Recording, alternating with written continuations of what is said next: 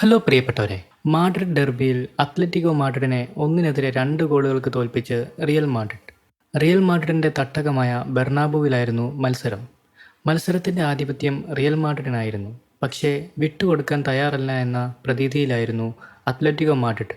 മത്സരത്തിന്റെ തുടക്കത്തിൽ വാൽവർഡയുടെ through പാസിൽ റോഡ്രിഗോയാണ് real മാഡ്രിഡിന് lead നേടിക്കൊടുത്തത്.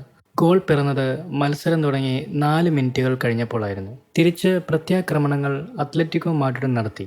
അതിന്റെ ഫലമായി 32-ാം മിനിറ്റിൽ ജൂലിയൻ അൽവാരസിന്റെ ഗോളിലൂടെ അത്ലറ്റിക്കോ മാഡ്രിഡ് തിരികെ എത്തി. ആ ഗോൾ ഫുട്ബോൾ പ്രേമികളെ വീണ്ടും റിപ്പീറ്റ് അടിച്ച് കാണും വിധമുള്ള ഒരു ഗോൾ തന്നെയായിരുന്നു. റിയൽ മാഡ്രിഡ് ഗോൾ കീപ്പർ കോർട്ടുവയ്ക്ക് എത്തിപ്പിടിക്കുന്നതിലും അപ്പുറയായിരുന്നു ആ ഗോളിന്റെ ഫിനിഷിംഗ്. പിന്നീട് ഇരു ടീമുകളും വളരെ സേഫ് കളിയിലൂടെ നീങ്ങിയപ്പോൾ 55-ാം മിനിറ്റിൽ ബ്രഹീം ഡയസിലൂടെയായിരുന്നു റിയൽ മാഡ്രിഡ് വിജയ ഗോൾ നേടിയത്. പിന്നീടങ്ങോട്ട് അത്ലറ്റിക്കോ മാഡ്രിഡ് സമനില ഗോളിനായി ശ്രമിച്ചെങ്കിലും അതുണ്ടായില്ല.